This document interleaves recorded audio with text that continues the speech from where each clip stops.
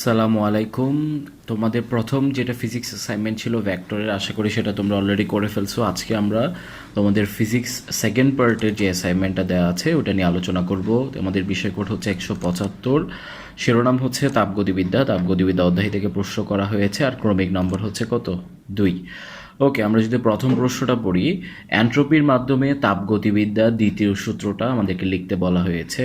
তারপর বলতেছে তিন প্রক্রিয়া, অর্থাৎ পরিবহন, পরিচলন, বিকিরণ, যে তাপীয় সঞ্চালনের প্রক্রিয়াগুলো আছে, এই তিনটা তাপীয় সঞ্চালনের প্রক্রিয়ার ক্ষেত্রে এন্ট্রপি বৃদ্ধি পায় নাকি হ্রাস পায়, উত্তরের পক্ষে গাণিতিক যুক্তি বিশ্লেষণ করো। ওকে, সো ফার্স্ট প্রশ্নে যদি আমরা যাই, এন্ট্রপির মাধ্যমে তাপগতিবিদ্যার দ্বিতীয় সূত্র। সো নর্মালি তাপগতিবিদ্যার দ্বিতীয় সূত্রটা কি? তাপগতিবিদ্যার দ্বিতীয় সূত্র হচ্ছে যে নিম্ন তাপমাত্রা বস্তু হতে কোনো স্বয়ংক্রিয় যন্ত্র ব্যতীত উচ্চ তাপমাত্রা বস্তুতে তাপের আদান প্রদান ঘটবে না। এটার সাথে কিন্তু এন্ট্রপি জড়িত আছে। তোমাদের বইয়ে দেখবা কি, আমির হোসেন স্যারের যে বইটা আছে তাপগতিবিদ্যার শূন্যতম সূত্র, প্রথম সূত্র এবং দ্বিতীয় সূত্র, এগুলা থেকে তিনটা সূত্র থেকে তিনটা রাশি পাওয়া যায়। তাপগতিবিদ্যার দ্বিতীয় সূত্র থেকে যে রাশিটা ধারণা পাওয়া গেছে সেটা হচ্ছে কি এন্ট্রপি। সো এন্ট্রপি মানে যদি আমি একটু নর্মালি বলি, সেটা হচ্ছে বিশৃঙ্খলা। বিশৃঙ্খলা মিন্স কি? বিশৃঙ্খলা মিন্স হচ্ছে যে পরিবেশে যেই তাপ, তার যে স্বাভাবিক তাপমাত্রা ছিল, যদি বাহ্যিক কোনো তাপ, আচ্ছা, এন্ট্রপি নিয়ে যদি আমি স্বাভাবিকভাবে বলি, এন্ট্রপি হচ্ছে বিশৃঙ্খলা। অর্থাৎ পরিবেশের যেটা তার নর্মাল টেম্পারেচার, সেই টেম্পারেচার তুলনায় যদি কোনো একটা সিস্টেমের আশেপাশে টেম্পারেচার বেড়ে যায়, তার মানে আমরা অবশ্যই পরিবেশের তাপমাত্রা বাড়াই দিচ্ছি, যার ফলে আসলে বিশৃঙ্খলাটা কি হয়ে যাচ্ছে? বেড়ে যাচ্ছে। সো এখন আমাদেরকে প্রশ্ন চাইছে এন্ট্রপির মাধ্যমে তাপগতিবিদ্যার দ্বিতীয় সূত্রটা লিখতে বলা হয়েছে। প্রকৃতির সকল ভৌত বা রাসায়নিক ক্রিয়া এমনভাবে সংঘটিত হয় যার ফলে সার্বিক ব্যবস্থার এন্ট্রপি বৃদ্ধি পায়। অর্থাৎ ন্যাচারাল যতগুলা প্রক্রিয়া আছে বা সিস্টেম আছে বা রাসায়নিক যে ক্রিয়াগুলো সংঘটিত হচ্ছে, সকল বিক্রিয়ার ক্ষেত্রে অবশ্যই এন্ট্রপি বৃদ্ধি পায়। এবং সীমিত একটা যদি অঞ্চল বা একটা সিস্টেম আমরা কল্পনা করি, সেখানে প্রত্যাবর্তী প্রক্রিয়া হচ্ছে এন্ট্রপি স্থির থাকে, আর অপ্রত্যাবর্তী প্রক্রিয়া এন্ট্রপি বৃদ্ধি পায়। এগুলো তোমাদের বইয়ের কথা, তোমরা জানো। দুইটা প্রক্রিয়া আছে, একটা হচ্ছে প্রত্যাবর্তী প্রক্রিয়া, যে প্রক্রিয়া যেভাবে শুরু হয়ে শেষ হবে, ঠিক যেভাবে শুরু হয়ে শেষ হয় ঠিক সেভাবে সেটা আবার আগের অবস্থানে ফিরে আসতে পারে। কিন্তু অপ্রত্যাবর্তী প্রক্রিয়া হচ্ছে ঠিক যেভাবে শুরু হয়ে শেষ হবে ঠিক সেভাবে আর ফিরে আসবে না। অর্থাৎ কিছু শক্তি সেখানে কি হতে পারে? অপচয় হতে পারে। কিন্তু প্রত্যাবর্তী প্রক্রিয়া হচ্ছে এমন একটি প্রক্রিয়া যেখানে কোনো অপচয় নয়, যেটা বাস্তবিক পক্ষে আসলে সম্ভব না। তাহলে আমরা যেটা বুঝলাম যে ন্যাচারালি যতগুলো প্রক্রিয়া আছে সবগুলাই কি প্রক্রিয়া? অপ্রত্যাবর্তী প্রক্রিয়া। এখন এন্ট্রপি সূত্র, এন্ট্রপিকে আমরা কি দ্বারা প্রকাশ করি? ডিএস। ডিএস মিনস এন্ট্রপির পরিবর্তন, এবং ডিএস ইকুয়াল টু তাপের পরিবর্তন ডিভাইড বাই তাপমাত্রা, ডি কিউ বাই টি। এর একক হচ্ছে কি জুল পার কেলভিন। এখন আসি আমাদের সেকেন্ড যেটা প্রশ্ন, ওই তিনটা প্রক্রিয়ায় এন্ট্রপি বাড়বে নাকি কমবে? আমরা জানি প্রাকৃতিক সকল প্রক্রিয়া কি প্রক্রিয়া? অপ্রত্যাগামী প্রক্রিয়া। তাই ন্যাচারালি যতগুলো প্রক্রিয়া সংঘটিত হচ্ছে সবগুলোর মধ্যে কিছু না কিছু শক্তি অপচয় হবে, আর কিছু না কিছু শক্তি অপচয় হলে অবশ্যই সেটা পরিবেশের তাপমাত্রা বাড়াই দেবে। তার মানে বিশৃঙ্খলা বেড়ে যাচ্ছে, বিশৃঙ্খলা বেড়ে যাওয়ার মানে এন্ট্রপি বাড়ে। সো যেহেতু পরিবহন, পরিচলন, বিকিরণ এই সবগুলো প্রক্রিয়াই হচ্ছে কি অপ্রত্যাগামী প্রক্রিয়া, এগুলো সবগুলো প্রাকৃতিক প্রক্রিয়া, সবগুলোর মধ্যে তাপের আদান প্রদান হচ্ছে। তাই যেহেতু অপ্রত্যাগামী প্রক্রিয়া এন্ট্রপি বৃদ্ধি পায়, সেহেতু এই তিনটা প্রক্রিয়া এন্ট্রপি কি হবে? বাড়বে। এখন আমরা এটা একটু গাণিতিকভাবে বিশ্লেষণ করে প্রমাণ করে দেবো। আমরা দুইটা সিস্টেম নিলাম, এ একটা সিস্টেম, বি একটা সিস্টেম। এ হচ্ছে উষ্ণ, বি হচ্ছে শীতল। তাই এ তাপমাত্রা ধরে নিলাম আমরা T1, বি এর তাপমাত্রা ধরে নিলাম আমরা T2। So T1 greater than T2, কারণ এ বস্তু উষ্ণ, আর আমরা জানি অবশ্যই উষ্ণ বস্তু থেকে শীতল বস্তুতে কি যাবে? তাপ যাবে। কখনো শীতল বস্তু থেকে উষ্ণ বস্তুতে তাপ যাবে না। তার মানে এ বস্তু তাপ কি করবে? বর্জন করবে। আর বি বস্তু তাপ কি করবে? গ্রহণ করবে। সো দেখো, এ সিস্টেম ডি কিউ পরিমাণ তাপ বর্জন করলে বি বস্তু সেই ডি কিউ পরিমাণ তাপ কি করবে? গ্রহণ করবে। সো এ সিস্টেমের এন্ট্রপি কি হবে? হ্রাস পাবে, যেহেতু সে তাপ বর্জন করছে। তাহলে minus d q by T1, minus চিহ্ন এখানে হ্রাস বোঝাচ্ছে। আর বি সিস্টেমের যেহেতু এন্ট্রপি বেড়ে যাচ্ছে, তাহলে তারটা হচ্ছে কত? D q by T2। আমরা অলরেডি কিন্তু কিসের সূত্রটা দেখলাম? আমরা এন্ট্রপি সূত্র, ডি কিউ বাই টি। যেহেতু এই ক্ষেত্রে হ্রাস পাচ্ছে সেজন্য minus d q by T1, আর যেহেতু এখানে বৃদ্ধি পাচ্ছে সেহেতু ডি কিউ বাই T2। যেহেতু এটা একটা অপ্রত্যাবর্তী প্রক্রিয়া, সো এখানে এন্ট্রপির মোট পরিবর্তন dS equal to d q by T2 minus d q by T1। পরিবর্তনটা আমরা হিসাব করলাম। এখন পরিবর্তনটা হিসাব করার পর কি দেখা যাচ্ছে? দেখো, লসাগু নিলে কি লসাগু হবে? T1 ইন্টু T2 লসাগু হবে। আর ডি কিউর সাথে, এই ডি কিউর সাথে কোন সংখ্যাটা গুণ হবে বা কোন রাশিটা গুণ হবে? T1 গুণ হবে। So T1 into D Q, অবশ্যই T1 এর মান যেহেতু বড়, তার মানে ডিএস এর মান অবশ্যই একটা কি হবে? ধনাত্মক সংখ্যা হবে। ওই কথাটাই লিখলাম, যেহেতু T1 গ্রেটার দেন T2 সেহেতু ডিএস একটি ধনাত্মক সংখ্যা হবে। অর্থাৎ অপ্রত্যাগামী প্রক্রিয়ায় এন্ট্রপি কি হয়, বৃদ্ধি পায়। যেহেতু ডিএস একটা পজিটিভ সংখ্যা, নেগেটিভ হলে অবশ্যই হ্রাস পেত, কিন্তু যেহেতু পজিটিভ আসছে তার মানে এন্ট্রপি বাড়ছে।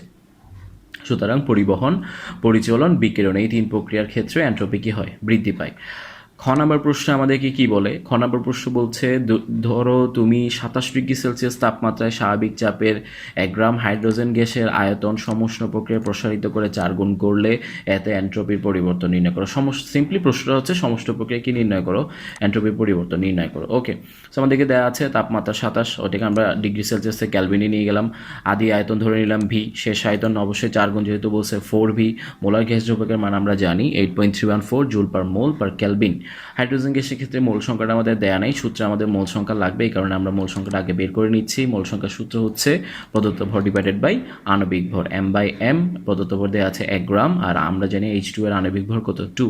সো মোল সংখ্যা আসলে 0.5 মোল। আচ্ছা, সমষ্ণ প্রক্রিয়ার ক্ষেত্রে যে 4টা প্রক্রিয়া আছে, সমচাপীয়, সম আয়তনীয়, সমষ্ণ, রুদ্ধতাপীয়, সবগুলো প্রক্রিয়ার ক্ষেত্রে কোনো না কোনো একটা রাশি স্থির থাকে।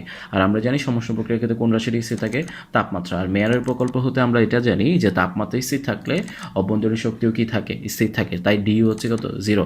সো তাপগতিবেগের প্রথম সূত্রে ডিকিউ ইজ ইকুয়াল টু আমরা কি পেয়ে গেলাম, ডিইউ প্লাস ডিডাব্লিউ। যেহেতু সমষ্ণ প্রক্রিয়ায় ডিইউ শূন্য, তাহলে ডিকিউ ইজ ইকুয়াল টু কত, ডিডাব্লিউ।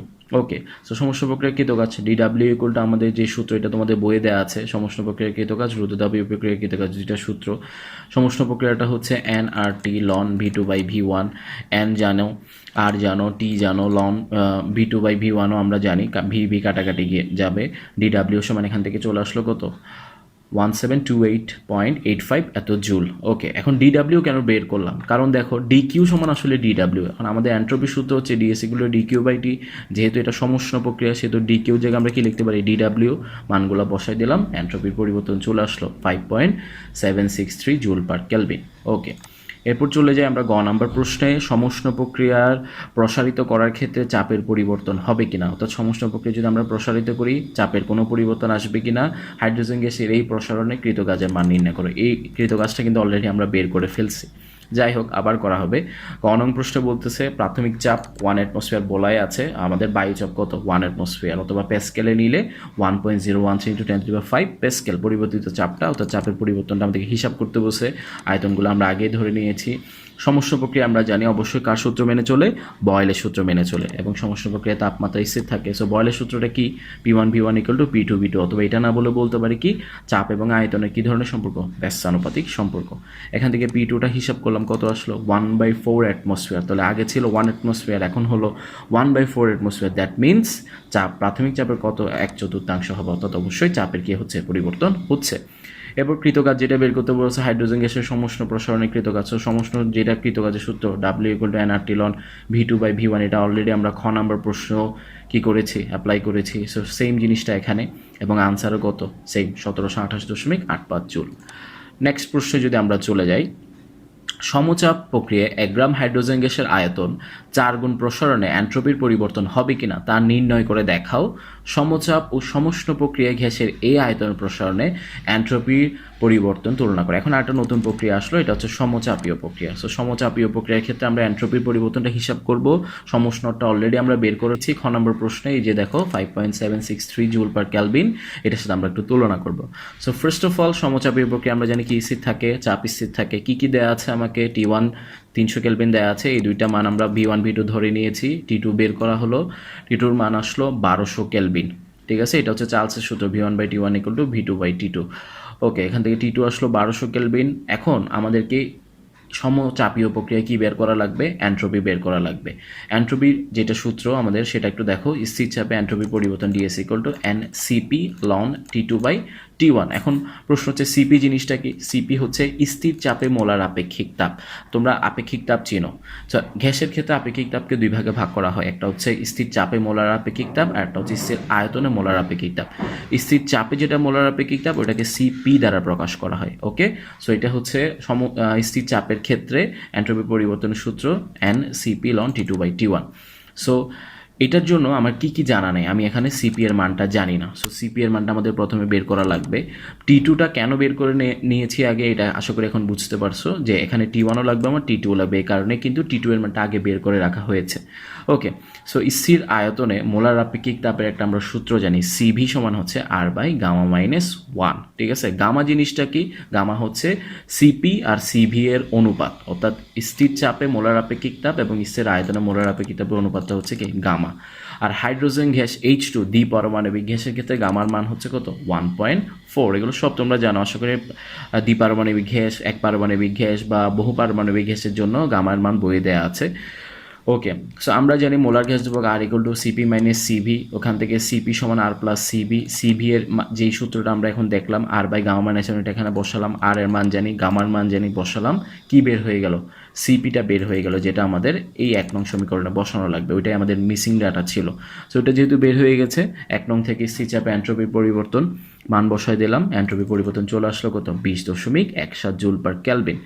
সো এখন সমচাপ প্রক্রিয়া এন্ট্রপি পরিবর্তন জানি, সমুষ্ণর ক্ষেত্রে আগে বের করে রেখেছি, সব বিয়োগ করে দিলে সমুষ্ণ প্রসারণে এন্ট্রপি থেকে সমচাপ প্রসারণে এন্ট্রপি কত গুণ বেশি সেটা কিন্তু কি হয়ে গেল, বের হয়ে গেল। তোমরা এখানে একটা কথা লিখে দিবা, সমুষ্ণ প্রসারণে এন্ট্রপি থেকে সমচাপ প্রসারণে এন্ট্রপি এত বেশি, বেশি কথাটা আমার এখানে মিসিং হয়েছে, তোমরা এখানে বেশি ওয়ার্ডটা অবশ্যই লিখে দিবা। ঠিক আছে, ওকে, আমরা নেক্সট প্রশ্নে চলে যাই।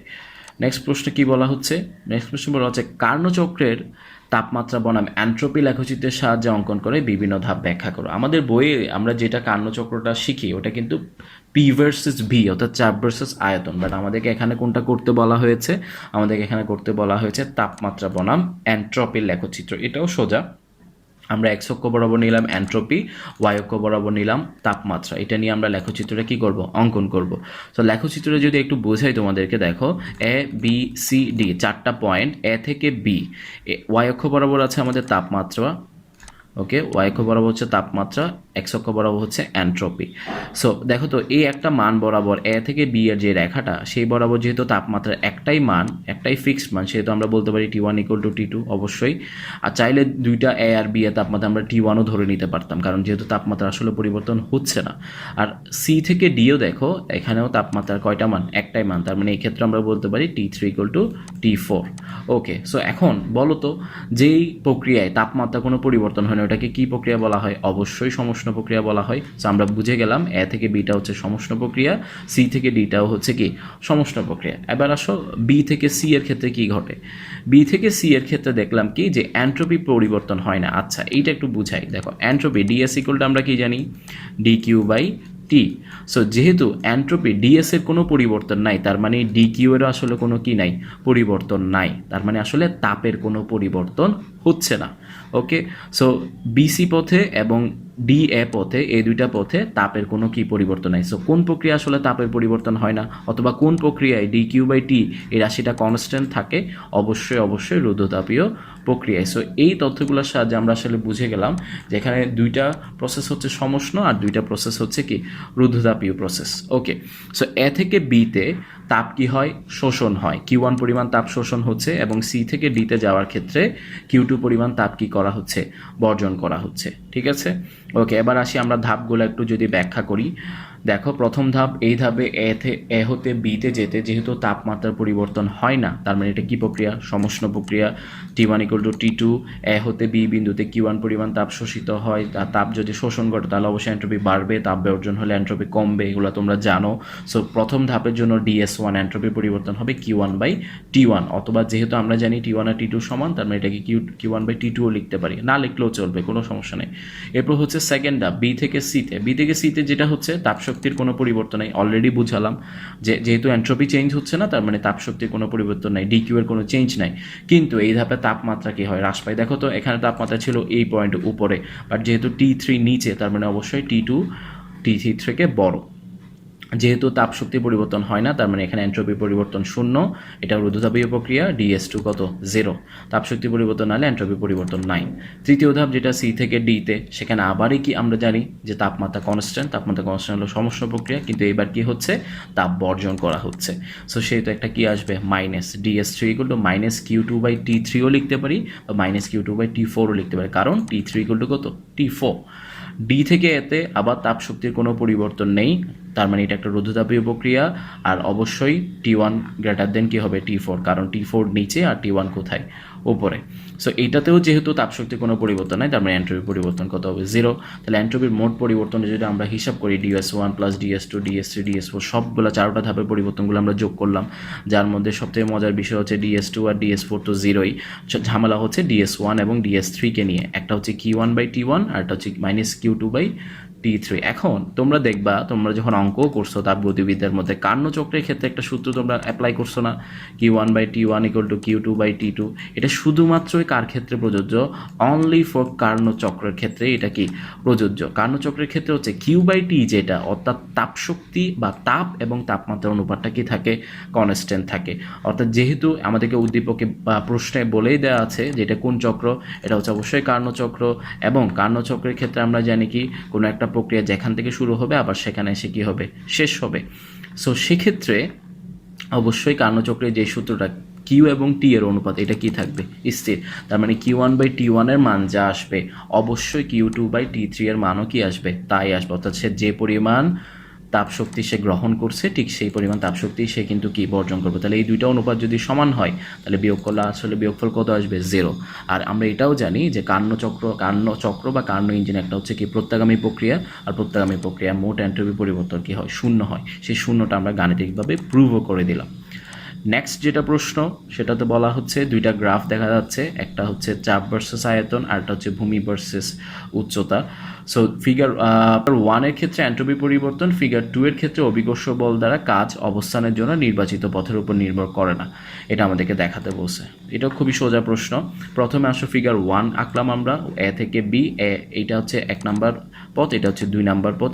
একটা এ থেকে বিতে যাচ্ছে, একটা বি থেকে এতে আসছে। ওকে, এবার যদি আমরা আনসারে আসি, এ থেকে বিতে 1 নং পথে এন্ট্রপি পরিবর্তন অবশ্যই DS1, এ থেকে বি যেটা আমাদেরকে ইন্টিগ্রেশন করে বের করতে হবে। বি থেকে এতে 2 নং পথে এন্ট্রপি পরিবর্তন, এটাও আমাদের সেম সমষ্টি, অর্থাৎ ডিএস হচ্ছে ক্ষুদ্র পরিবর্তন। ক্ষুদ্র পরিবর্তন থেকে যে আমি বৃহৎ পরিবর্তনে যেতে চাই, আমার ম্যাথমেটিক্যাল ক্যালকুলেশন যেটা ইউজ করতে হবে সেটা হচ্ছে কি ইন্টিগ্রেশন।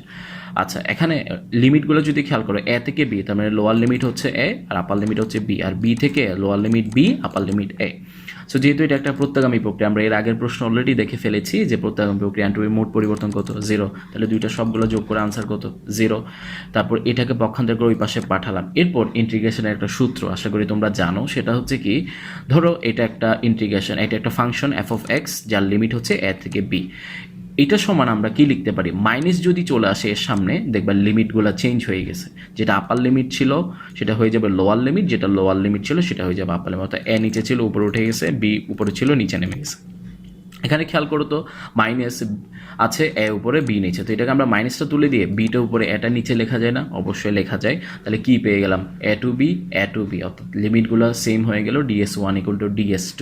একটা পথে সে উঠছে এ থেকে বিতে, আর একটা পথে বি থেকে সে এতে নামছে, কিন্তু দুইটা পথে দেখা যাচ্ছে এন্ট্রপি পরিবর্তন কি সেম। তার মানে দেখা যাচ্ছে এন্ট্রপি পরিবর্তন পথের উপর নির্ভর করে না।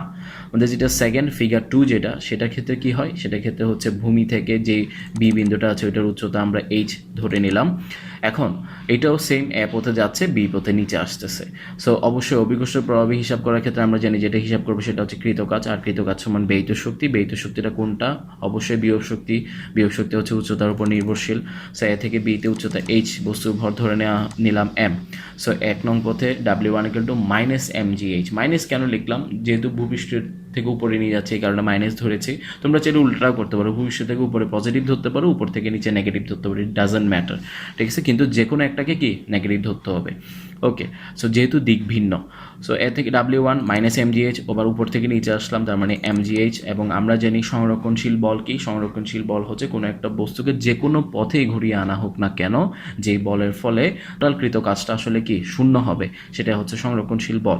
সো যেহেতু অভিকর্ষ বল একটা সংরক্ষণশীল বল, উদাহরণ তোমাদের কাজ ক্ষমতা শক্তি চ্যাপ্টারের মধ্যে এটা আছে, তাই এর দ্বারা মোটকৃত কাজ কত হবে? শূন্য। সংরক্ষণশীল বল দ্বারা মোটকৃত কাজ শূন্য, এটা আমরা জানি। আর অসংরক্ষণশীল বল দ্বারা শূন্য নয়। সো মোটকৃত কাজ প্রথমে W1, দ্বিতীয়টা W2, দুইটা যোগফল 0, mgh = mgh। অর্থাৎ অভিকর্ষ বল দ্বারা কৃত কাজ পথের উপর নির্ভর করে না, নির্ভর করে কি? তার আদি এবং চূড়ান্ত অবস্থানের উপর। আশা করি তোমরা তোমাদের এই অ্যাসাইনমেন্টটা বুঝতে পেরেছো, সুন্দরভাবে করে ফেলবা। খোদা হাফেজ।